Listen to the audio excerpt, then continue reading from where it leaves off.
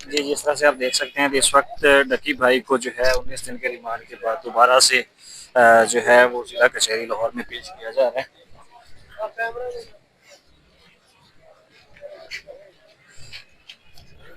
आज ये थोड़ा सा सहमा हुआ है, परेशान है।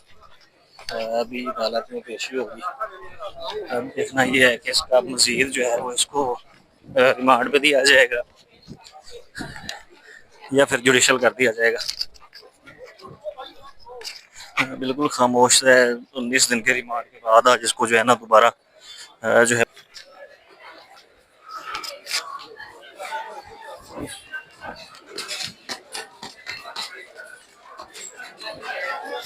ये बहुत ज़्यादा लोग यहाँ पे मौजूद हैं।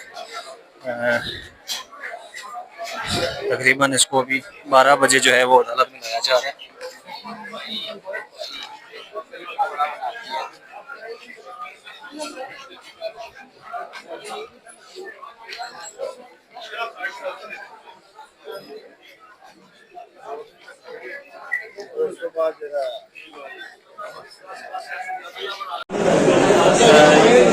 यहाँ पे डकी भाई की फैमिली यहाँ पे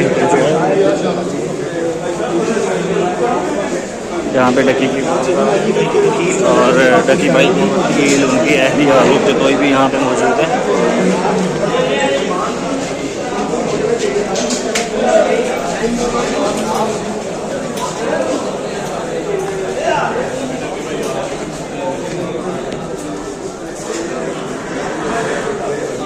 यहाँ के डकी के भाई, उनकी अहलिया, उनकी और उनके वकील जो है वो यहाँ पे मौजूद है। अभी आज फिर जो है वो डकी भाई का 3 रोज़ा जिस्मानी रिमांड मंजूर हो चुका है।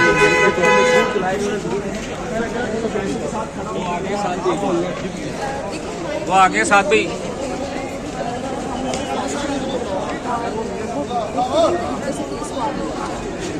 तो क्या कहेंगे?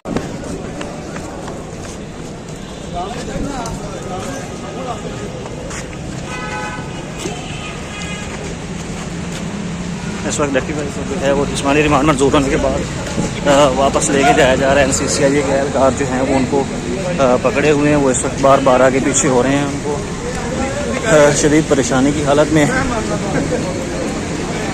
जैसा कि आप देख सकते हैं, डकी भाई को जो है वो 3 रोज़ा जिस्मानी रिमांड पे NCCI के हवाले कर दिया गया है।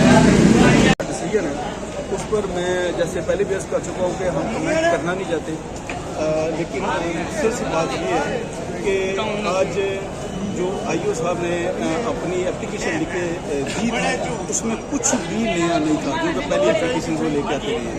तो जैसा मोहतरम ने उसको जो बेहतर फैसला समझा है उसको हम ऑनर करते हैं। और इंशाल्लाह ये अगर फिजिकल रिमांड अगर ये लेंथी हो रहा है तो ये चीज़ इन द नेक्स्ट फेज जो कि बेल का फेज होगा ये उतना साथ उतना ही बेनिफिट देगी कि इन्वेस्टिगेशन में क्या कोई ऐसी चीज़ ला सके हैं कि इसने क्या इन्वेस्टिगेशन में कैसी बात आई कि साथ ने किसी स्पेसिफिक आदमी को, किसी शख्स को, किसी फर्द को धोखा दिया, किसी से के साथ डिसीव किया, कोई एम्बेजलमेंट की, कोई मिसअप्रोप्रिएशन की।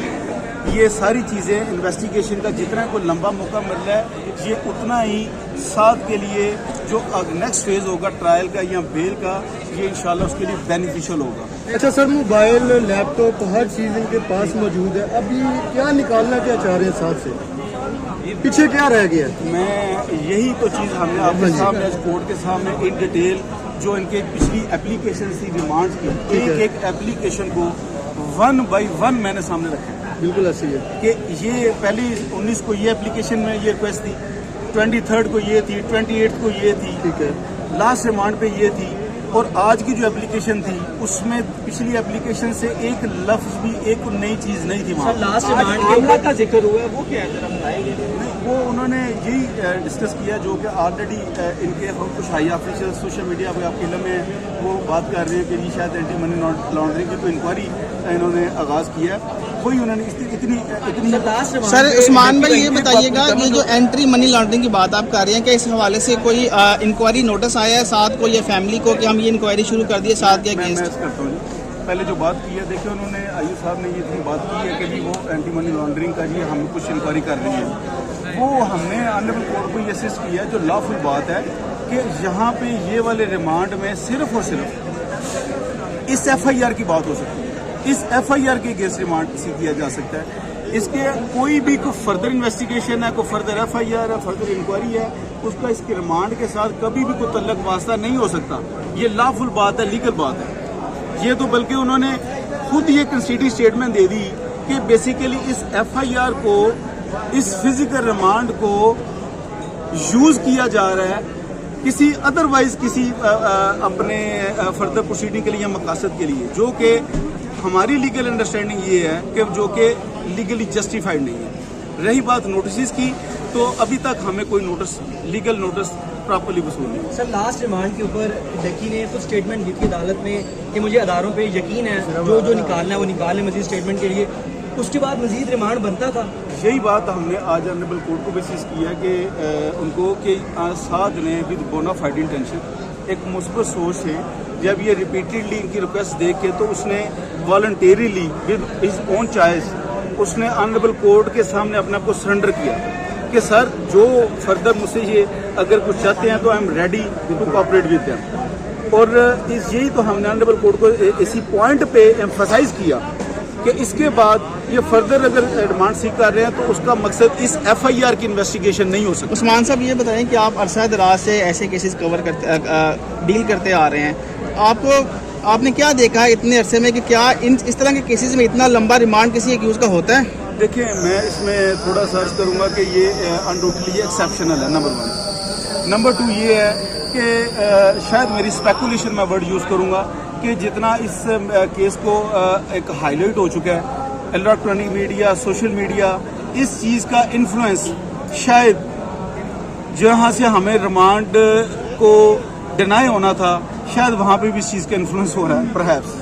सर वो इदारे तो वो एडिशनल डायरेक्टर साहब तो खुद आए रोज आके मीडिया पर पैगाम देते हैं। वो कल कह रहे थे कि 5 वक्त की नमाज पढ़ना शुरू कर दिया, वो माफ़ी भी मांग रहे हैं। इस तरह की जब बातें खुद करेंगे तो वो तो खुद पार्टी बन रहे हैं। देखिए, मैं फॉर द टाइम बीइंग किसी भी अभी जो अदारे हैं उनके बारे में कोई ऐसी बात नहीं कहना चाहता कि, हालांकि एक मैं बात ज़रूर करूंगा जो मैंने पहले भी बात गुजारिश की थी कि जो भी कुछ जिम्मेदार लोग होते हैं, वो ऑफिशियल्स होते हैं, जिम्मेदार सीट पे बैठे होते हैं, जिम्मेदार उनको रिस्पॉन्सिबिलिटीज़ होती हैं, तो प्री ट्रायल जजमेंट देना उनका राइट नहीं है।